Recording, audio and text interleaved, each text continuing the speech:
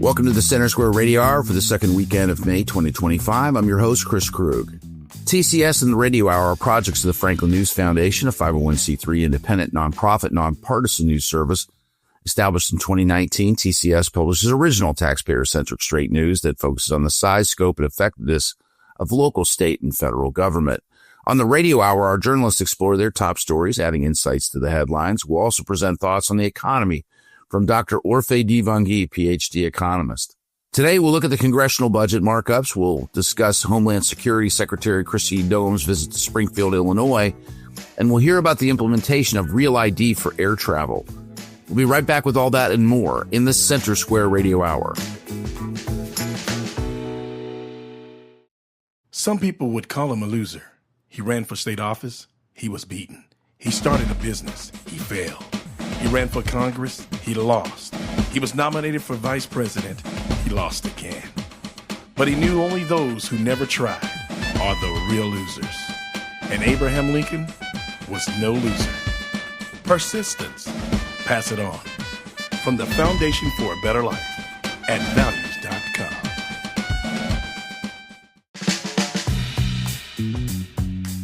Welcome back to the Center Square Radio Hour. I'm Chris Krug. With more on the ongoing budget process, it's Brett Rowland. Joining me today is Therese Boudreau, who covers Congress for our national team. It's been a busy week, but I heard that Congress has had an even busier week. So what are they doing to finalize spending plans, and sort of how did we get where we are today? Okay, well, yeah, today has been extremely busy, and next week will be even busier. We are, or Congress is rather, in not quite the final stretch, but almost the final stretch of the budget reconciliation process.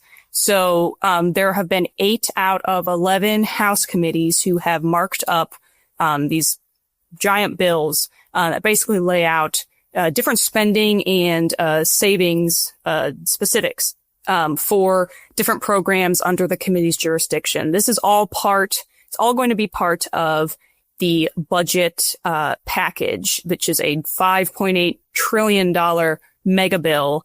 And it's been part of this whole ongoing process. Center Square has reported on it.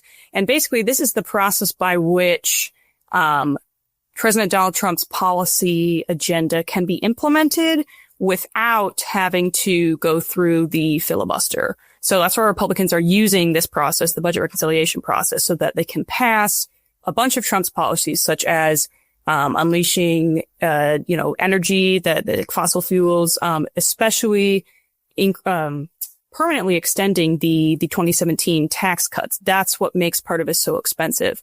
But so what's happening this week is that there's been a lot of committees who have marked up and passed and are going to send to the floor, probably by the end of next week, into a big package, all of these different policy priorities that will either cut or cost billions of dollars, tens of billions of dollars, hundreds of billions of dollars in some circumstances. So this past week, there've been many things touching on student loans, on EVs. So just to get into some of them, this past week, House Committee on Natural Resources, they really looked into, okay, how can we get savings, because some committees are giving savings targets and some are giving spending targets. So House Committee on Natural Resources, they put a bunch of different provisions into their bills that would boost oil and gas production. So that's obviously part of Donald Trump's plan to make America energy independent again. As he said, there's been a lot of pushback from Democrats saying that going to be undoing a bunch of renewable energy progress.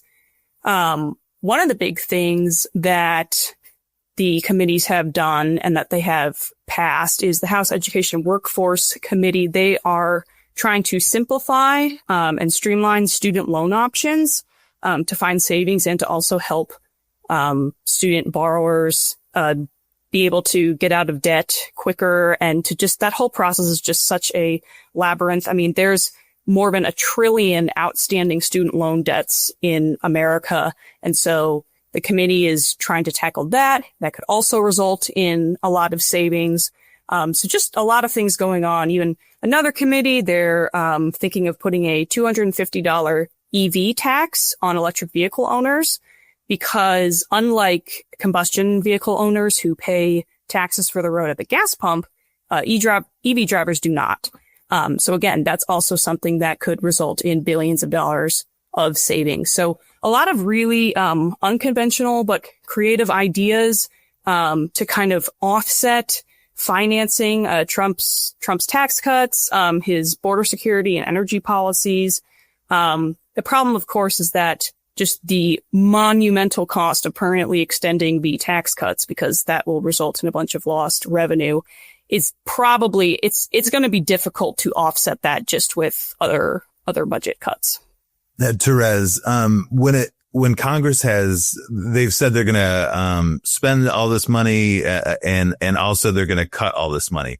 Now, is there any penalty or consequence or backstop in case they don't cut what they've pledged to cut from the budget?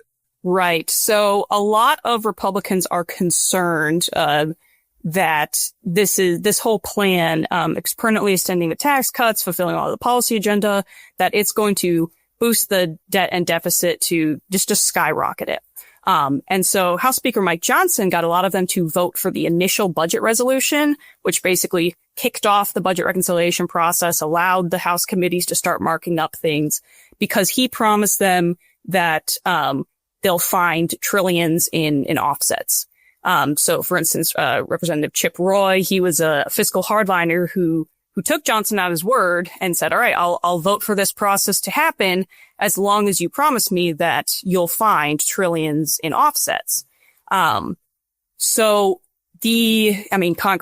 spends all the time and we're already 36 trillion in debt. So as for consequences, the immediate ones, I guess, are that if Johnson and other Republicans on the committees cannot find enough cuts to satisfy these fiscal hardliners, then, multiple Republicans have said they will not vote for the final package. And that final vote is expected to come, at least Johnson has said, it's an ambitious goal, but he said that next week they're hoping to vote on it, which would be huge. But again, it depends. The 8 out of 11 committees have marked up their portions, but House Ways and Means, for instance, has not yet. They're the ones in charge of implementing the tax policy portion. So that's huge. That's obviously the most expensive part of the bill. So that's really something to watch, because depending on how they do that, they could, lose or gain or keep rather enough Republican votes to pass it or not just in the House, but in the Senate. So Republicans have an edge, of course, because through the budget reconciliation process, they don't need 60 votes in the Senate. They just need a majority. Now, there are 53 Republicans in the Senate. So basically, Republicans, they can get this passed with the votes that they have, but only if they don't lose too many Republican votes who are concerned about the fiscal ramifications. Another thing is that there are also some other Republicans who, come from blue states or have kind of uncertain seats. And they're concerned that a lot of the deep cuts that the fiscal hardliners want are going to touch programs like Medicaid, like SNAP, because so many of these, for instance, the House Energy and Commerce Committee has defined $880 billion. And a lot of fiscal organizations have said there's no way you can find that much under programs in your jurisdiction unless you make some kind of reform, some kind of changes, probably some kind of cuts to Medicaid. So that's the thing, is that Johnson and Republican leaders are having to deal with the fiscal hardliners who are saying, you better make those cuts.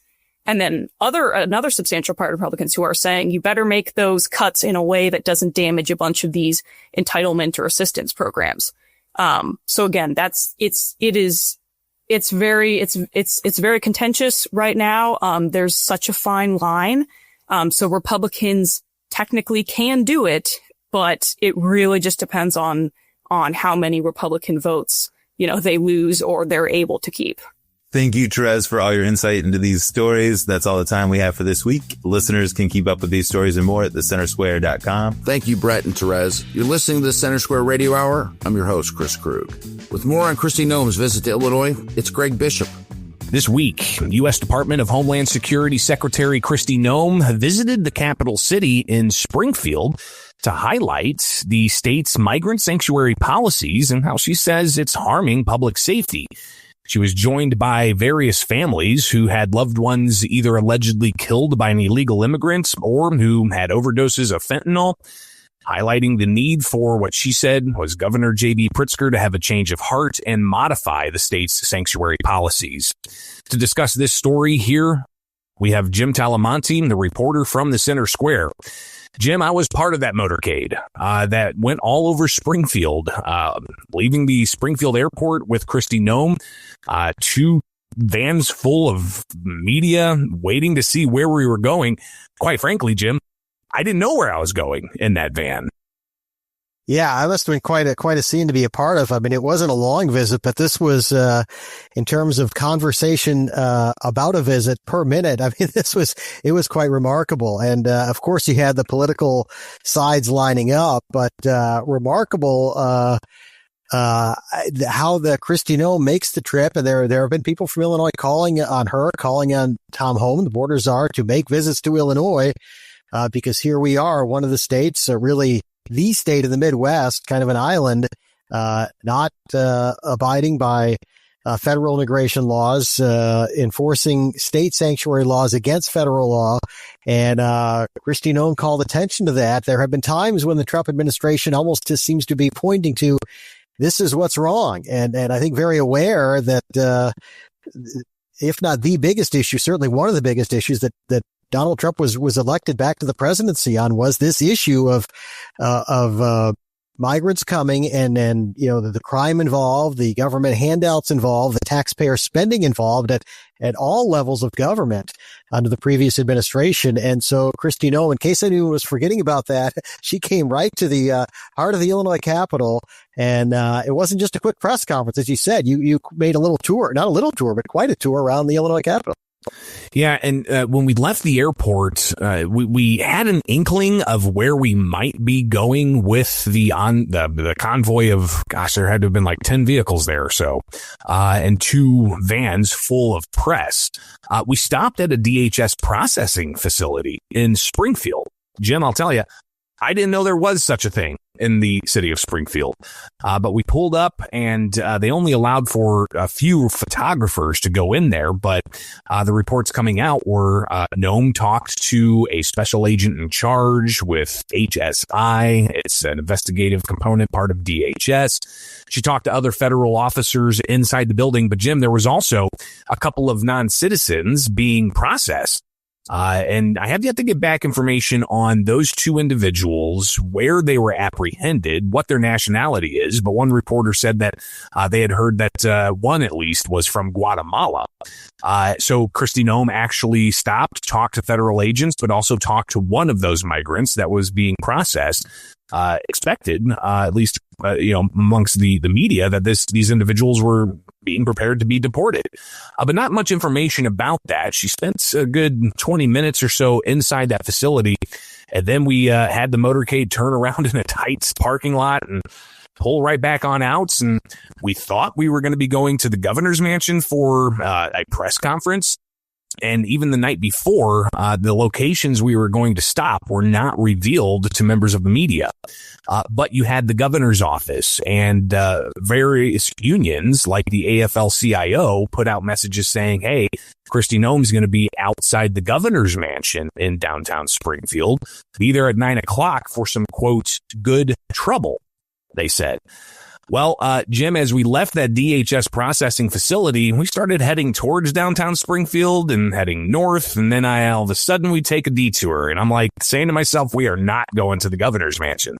Instead, we went to 8th and Kennedy, just down the street from where Emma Schaefer was murdered, allegedly by her illegal immigrant boyfriend, who apparently is still on the run. This happening a couple of years ago. She mentioned that, held up a sign saying this is the man they want. They believe he's on the run, possibly still in the United States, possibly even in Illinois. But Noem said it's hard to communicate with local and state police for immigration enforcement because of the state's efforts with the Trust Act and a Way Forward Act that limit state and local police's ability to communicate with federal immigration authorities. And she had other families with her, but the use of Schaefer's name brought some political backlash from even the Schaefer family, not appreciative of Noem using the death of their daughter for political advantage. And while there were protesters awaiting Noem's arrival at the governor's mansion, they didn't get to see Noem because we were several blocks away from the governor's mansion. But at the tail end of Noem's news conference, protesters did show up, shouting expletives, having signs that you can't show on TV, a scuffle with one of the DHS officers. One of the protesters wanted to file a complaint. There were several states legislators who came to visit Noem at that news conference. One in particular, State Representative Adam Niemerg, shared on the House floor hours later that the protesters were unruly, speaking things he said you can't speak about. And one vehicle even blocked Niemerg's vehicle, but they were able to get around it. And he said that people are going to get hurt. And he blamed the rhetoric from the likes of Democrats, including Governor J.B. Pritzker. So clearly, this was something that Noem's visit left a wake of politics and questions about public safety, as it wasn't just the protesters who showed up outside the governor's mansion not getting to see Noem, but Democrats and immigrant advocates. They held a rally at the State House, critical of the Trump administration, critical of Kristi Noem. So clearly, this issue is far from being over, especially as the state of Illinois faces that lawsuit in federal court from the Trump administration's Department of Justice, wanting to overturn the state's migrant sanctuary policies. That happened here in Springfield, Jim, not up in Chicago, where it seems to be the epicenter of a lot of these things. Briefly, just if you could give us a sentiment as to what you're hearing and seeing in Chicago. Yeah, well, it's kind of the same, the same, I guess actually the rhetoric from Mayor Brandon Johnson hasn't been quite as intense. That's a nice way to say it, as the rhetoric from Governor J.B. Pritzker, though he's been strongly anti-Trump in most of his media availabilities. Here, actually, believe it or not, at least in the last couple of days, seems a lot quieter than Springfield. So but yeah, it's still the epicenter. We've had, a story I covered a few weeks ago was about a homeless shelter on the south side at basically 49th and DuSable Lakeshore Drive. So right near the lakefront. This is the north end of Hyde Park, this is a pretty nice area. I don't know if I call it upscale, but certainly some nice homes. And yet there are all kinds of issues with migrants in that area. So it's an ongoing saga. No question, we'll continue to report on this issue from Illinois for thecentersquare.com. Big thanks to Greg and Jim. You're listening to the Center Square Radio Hour. I'm your host, Chris Krug. With more on the implementation of Real ID, it's Therese Boudreau. Joining me today is Brett Rowland, an investigative reporter from the Center Square. Today we'll be talking about the new Real ID law implementation. It's been in the works for a while, and what Department of Homeland Security Secretary Kristi Noem has said about that and the changes it will bring. So, Brett, you've been covering this story. Could you talk about that a bit more? Yeah. So this has been a pretty eventful week for Real ID. For years and years, the government has been trying to implement this law, but there's always been some reason to hold back. So it first passed in 2005. It was directly in response to the 9/11 terrorist attacks in 2001. And the goal was to make IDs safer and more secure. So there's been a lot of problems as they've tried to implement this. So at first, a lot of states, they had to agree on what the process was going to look like, what the IDs were going to look like, and how they were going to make sure that they got the security information that they needed from each person who asked for a Real ID. Some states have done really well on this. Some states haven't done as well on this. So there's a real variety out there. And it's coming to a head this week because starting yesterday, we're recording this on Thursday, May 8th. Starting on Wednesday, Homeland Security started to enforce this for the first time. Now, Kristi Noem did give an out to people who don't have the Real ID, which is usually a star in the upper corner of your ID. And then But so even those people who don't have that will be able to get on planes for now at the airport. We haven't heard of major backups, but those that don't have a real ID could be essentially held out for more additional screening. So they'll be able to get on their flights. There may be some paperwork, there may be some hassles, but for right now, they're going to still be able to get on their flights. Even this time when they went to implement, there were states, including Maine and some others that said, "Hey, we're not ready." I think there were several. Some states, they have about 30% of their residents have real ID compliant identification cards. Some states it's 80.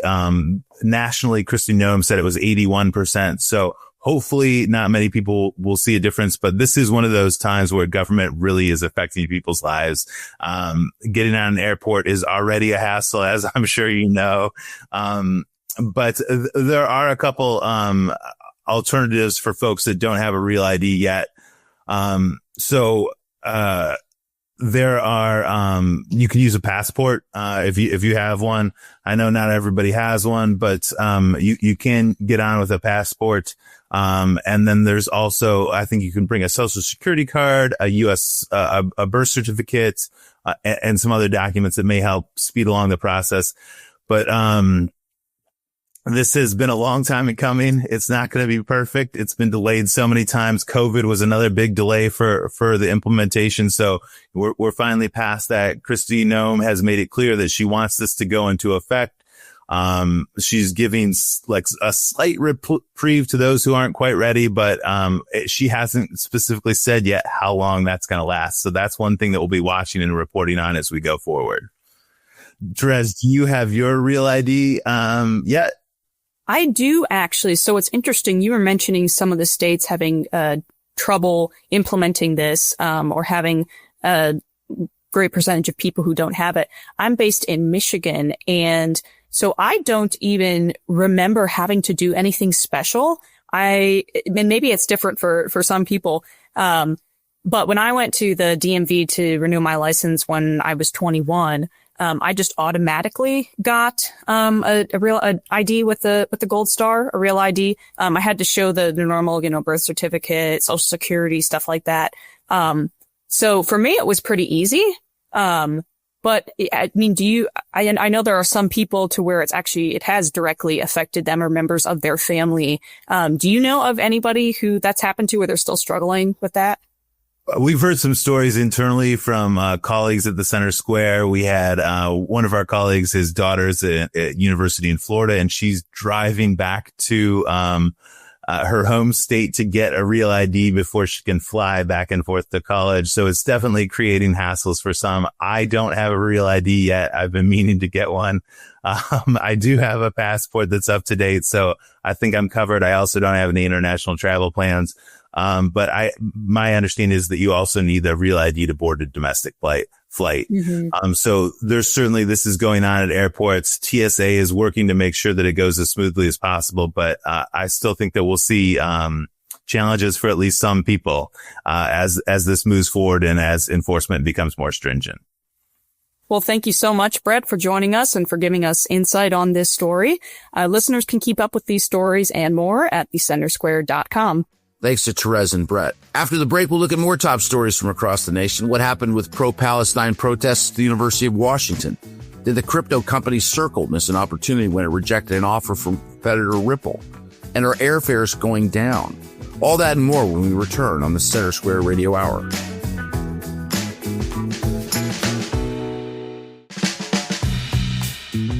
Welcome back to the Center Square Radio Hour. I'm Chris Krug. Here are this week's quick hits. Some of the original reporting you may have missed at thecentersquare.com. President Donald Trump and newly elected Canadian Prime Minister Mark Carney maintained their composure Tuesday as reporters peppered them with questions at the White House.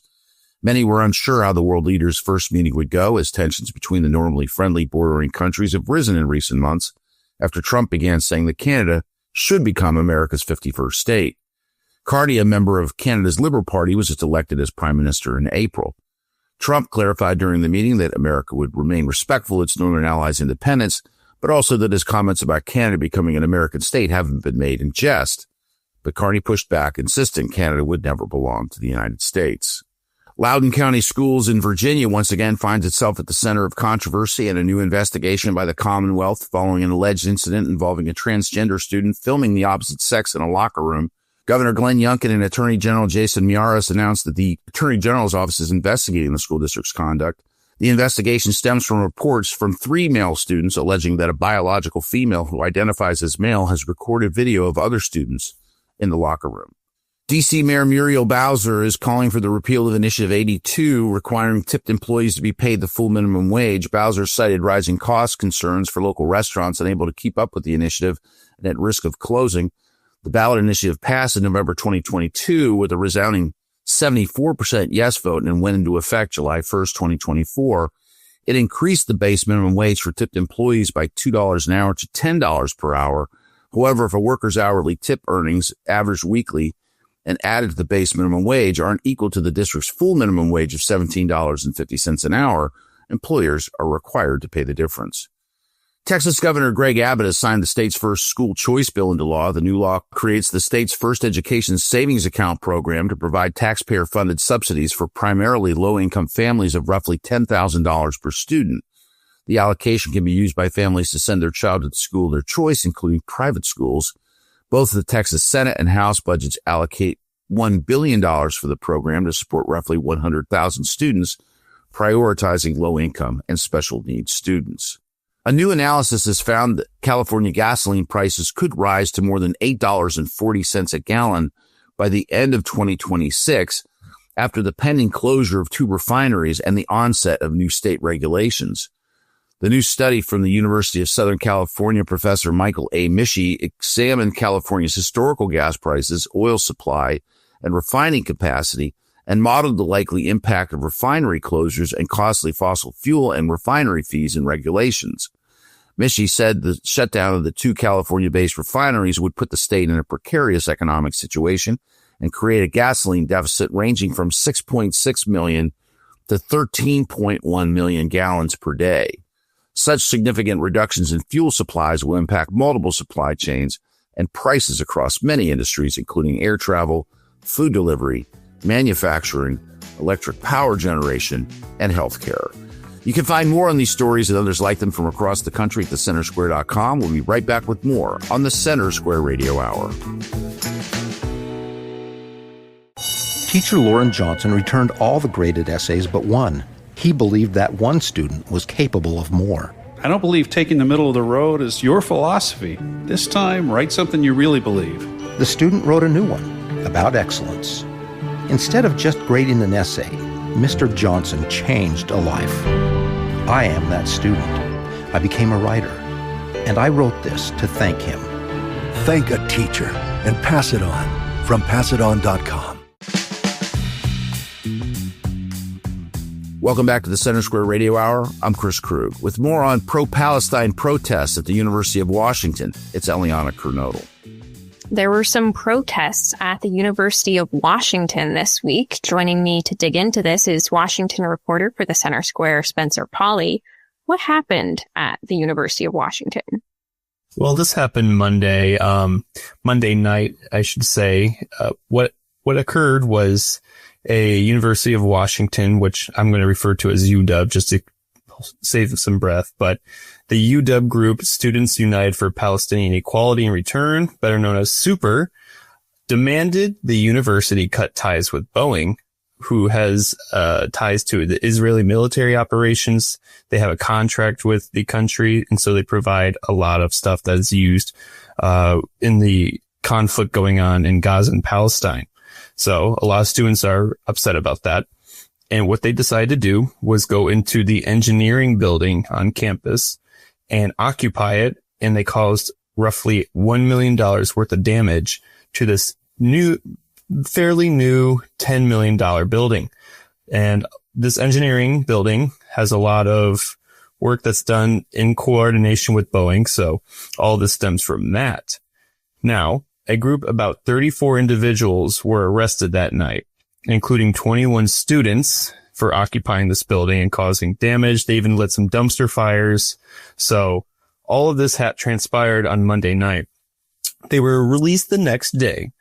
And of course, the fallout from all of this UW has posted that the students were arrested and banned, or they were suspended and banned from campus, and the non-students are also banned from campus as well.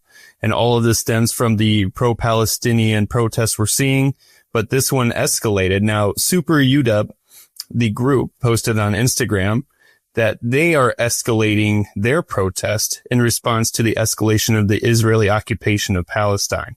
They say that they cannot afford to do peaceful protests for this. So what we're seeing here is this more radical action.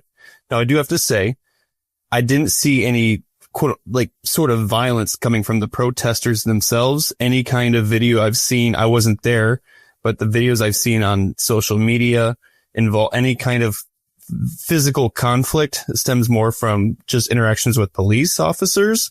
And so I think that's important to clear out claims. So when we're talking about violence here, I know it gets a little iffy and dicey here, but I just have to say from what I've seen, it's been physical with police officers as opposed to anyone else, at least from what I've seen on social media. And going back, you mentioned a little bit about the relationship between the University of Washington and Boeing. Mm-hmm. And kind of the engineering program is sort of at the heart of that. Can you just sort of lay that out for us a bit? Sure. Yeah. Boeing is based out here in Washington, and they are a major employer of UW students, especially in the engineering sector. So and I think it's important to note that Boeing donated $1 million to that new building. And so what I've heard is that these occupants came in, they defaced some of the pieces that look like they belong to Boeing. I believe there was a painting that Boeing instilled that was defaced by the protesters. Boeing has been a partner with UW for many decades. And so while I'm seeing these protests happen, it seems like it's a Hail Mary of an ask to have the university cut ties with one of its biggest employers of its students. But that, alas, this is what the students want. And as a result of their actions, they've been suspended. And there's more to face now. With the federal government now is tacking on to this. They're investigating what happened on Monday. Yeah. Can you tell us more about the Trump administration's response to this? It's pretty quick, Eliana. What happened was we are seeing 3 federal agencies announce a review of the incidents at UW campus and its affiliates. They're citing anti-Semitic harassment and violence as occurred on the campus. Now, if no one's known yet, around this time last year, there was an encampment of students in support of Palestine. They took up most of the center part of the UW's campus. When I went there in person a few times just to see what happened. The first time there was only a small bit of a protest. The next time, I think there was a few dozen tents lined up, take over the entire, what they call the quad. And this is the main central area of this campus. And all of that was in support of Palestine. But even back then, they wanted the UW to cut ties with Boeing, which the school did not do. And so after seeing this, now what we're seeing is the same federal scrutiny that we're seeing in Columbia and Harvard universities, which is not really the kind of group you want to be in right now with potential loss of funding. So UW has put out a statement saying that they are going to comply, and they have consistently said they condemn anti-Semitism, and they emphasize that throughout the event that happened Monday, that they have been in communication with Jewish community leaders just to blunt accusations of any kind of inaction that they did on Monday. So that's where we're currently at right now. Well, Spencer, thank you for your insights on this story. Listeners can keep up with this story at thecentersquare.com.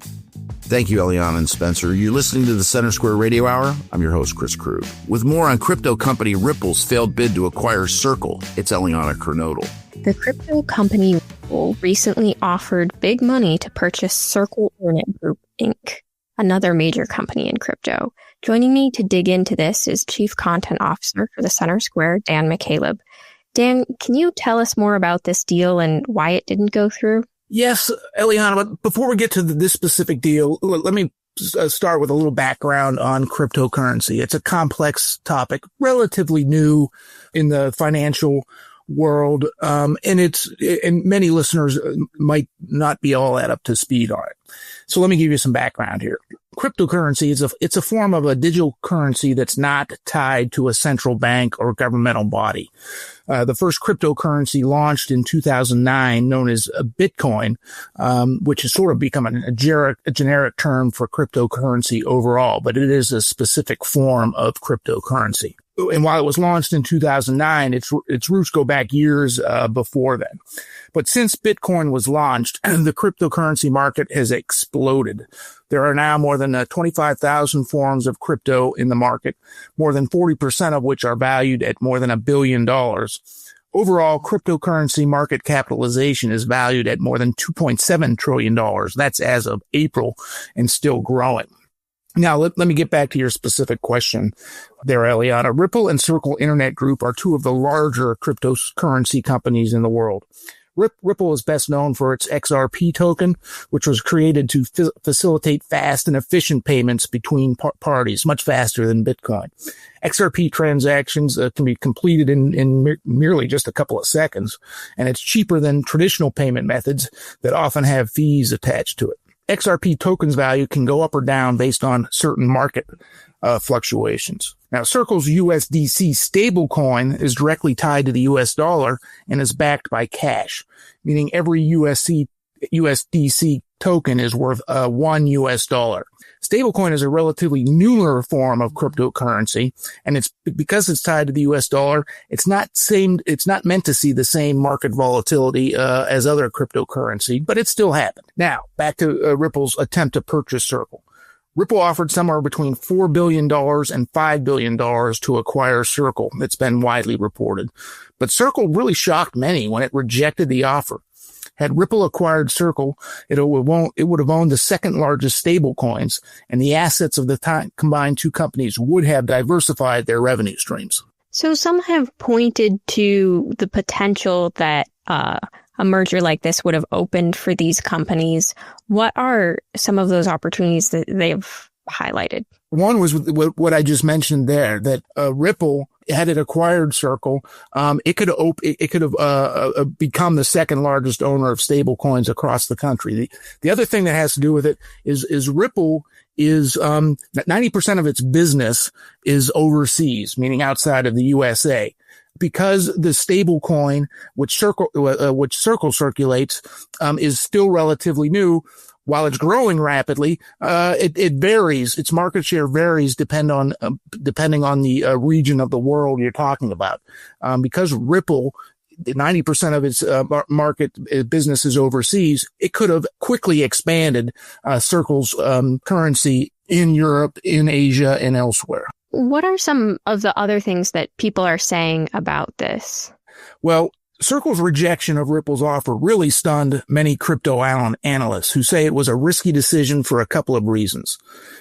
Stable coins, which are Circle's digital currency, are relatively young and growing, as I said, and many believe that more mainstream banks and other financial companies will launch their own stable coins in the coming years, driving up competition. Cryptocurrency is highly competitive already.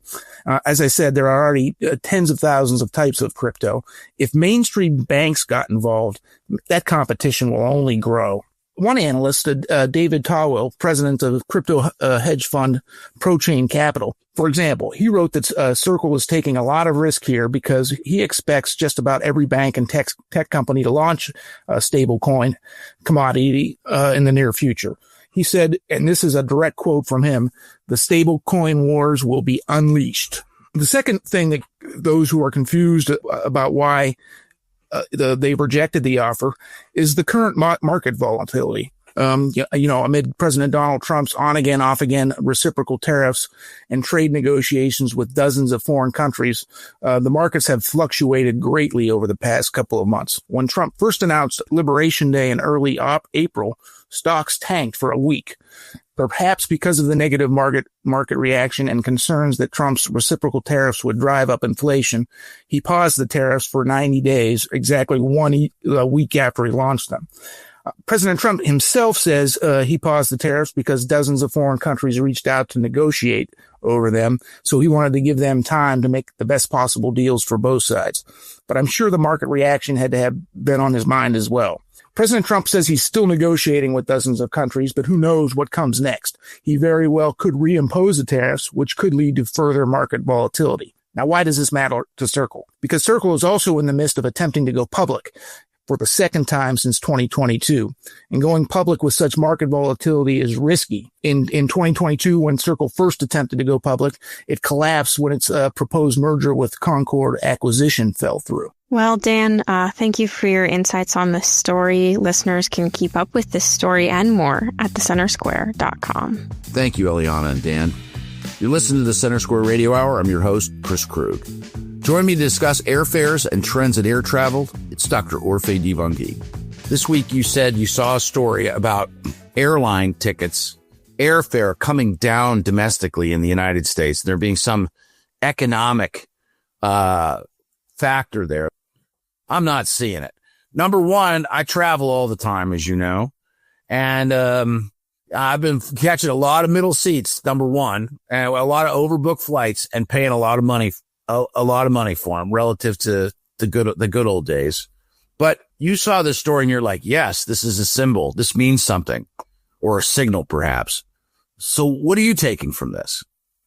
Well, look, I think the air travel really rebounded, during the, pandemic, right? Yeah. As soon as people were able to, travel again, to get out, they did.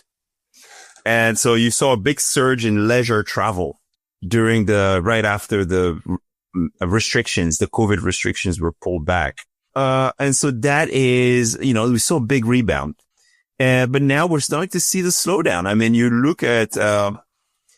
you look at the price of airfares, it's down significantly. And you were right. People are still traveling, right?